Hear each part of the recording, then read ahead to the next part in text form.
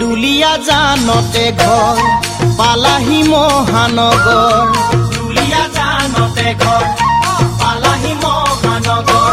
হে থাকা উজান বজাৰৰ ছাত্ৰী নিবাসত তুমি নজনাকৈয়ে পৰিলো প্ৰেমত